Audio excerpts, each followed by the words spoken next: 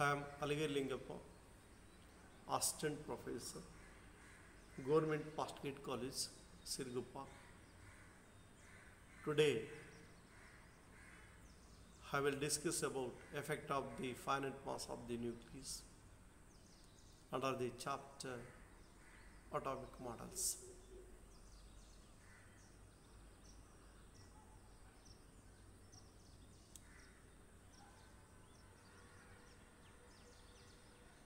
Effect of the finite mass of the nucleus.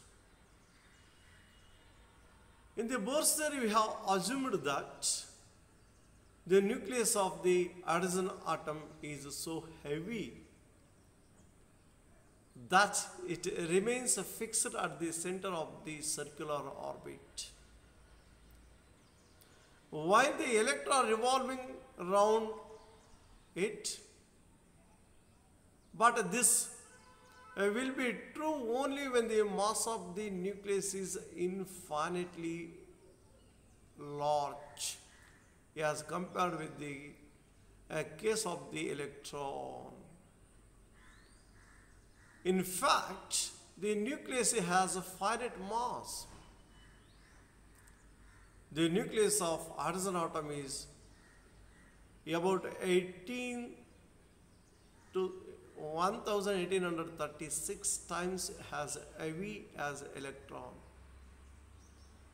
and hence the assumptions that the nucleus is fixed is not justified. Therefore, the nucleus and the electron revolve around a common center of mass with the same angular velocity. The nucleus is in an orbit of smaller radius as compared to electron orbit. So, according to Bohr's atomic model, the atom which consists of central massive part, so called a nucleus,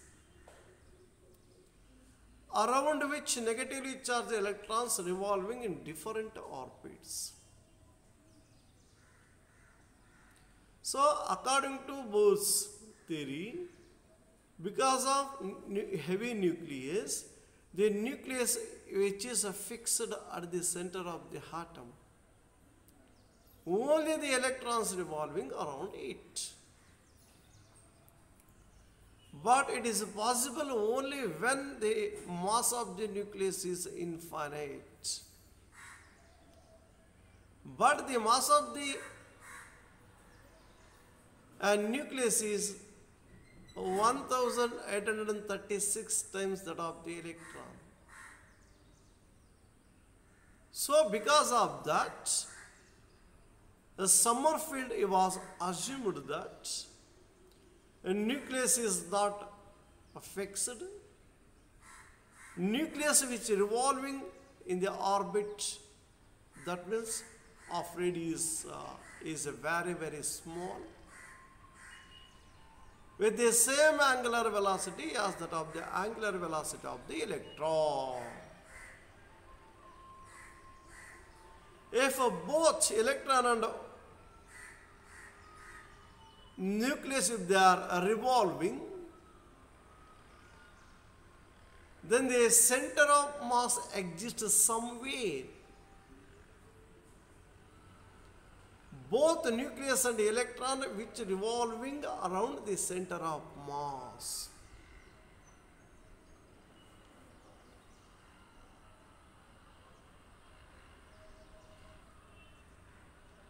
Let us consider the electron and the nucleus as being at opposite ends of a massless rod of length L. R. The electron of mass m and the nucleus of mass capital M, as distances r2 and r1 respectively, both revolve around their common center of mass O, which remains fixed in space. Let O be the common center for both electron and nucleus, where small m that indicates the mass of the electron, where the capital M that indicates the position and mass of the nucleus. Where R1 the distance of the nucleus from the center of mass, R2 distance of the nucleus from the center of mass. Both R2 is the distance of the electron from the center of mass. Both electron and nucleus which revolving around a center of mass with the same angular velocity omega.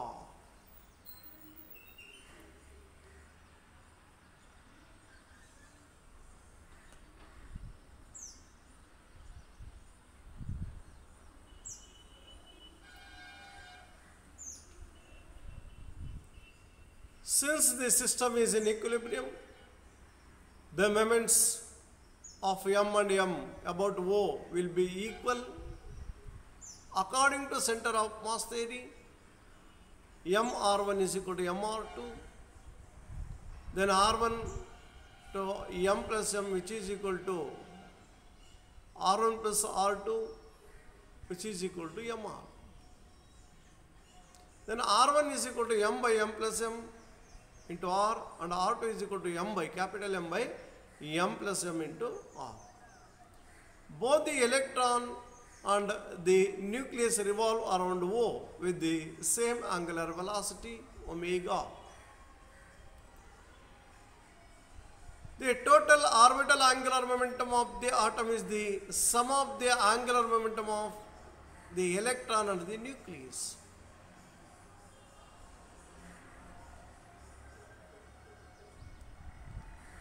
Then L is equal to M R1 square omega plus M R2 square omega.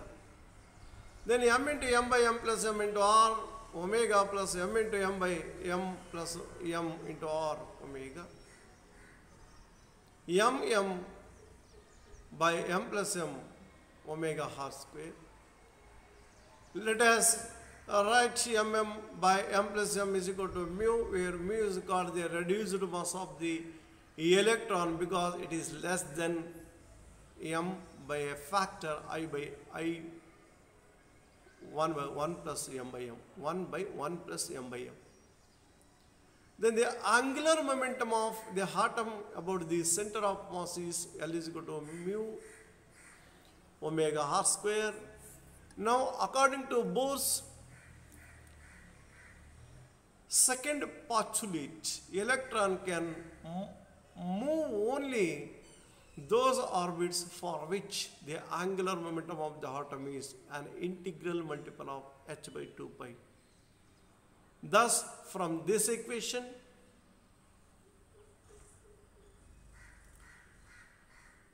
mu omega r square, which is equal to nh by 2 pi, where n, which can takes the value 1, 2, 3, omega mu omega r, which is equal to nh by 2 pi. That is equation number 10. In the absence of nuclear motion, the corresponding equation is m r, which is equal to nh by 2 pi. Let this is equation number 2. M v r is equal to nh by 2 pi.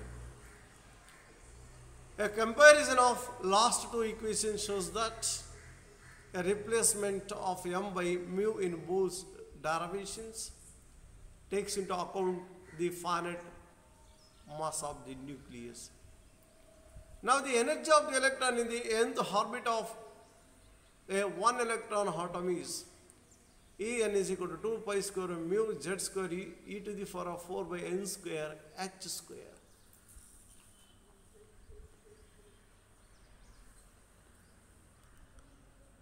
Now the energy of the electron in the nth orbit of a one electron atom is En is equal to 2 pi square mu z square e to the power of 4 by n square h square.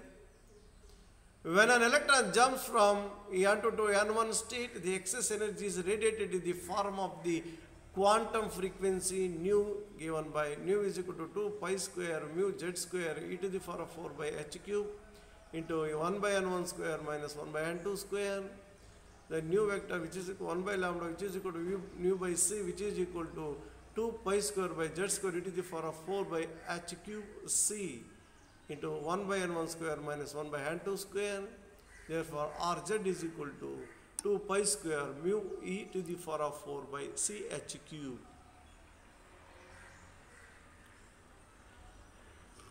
The finite nuclear mass causes a slight variation in the Rydberg constant from atom to atom.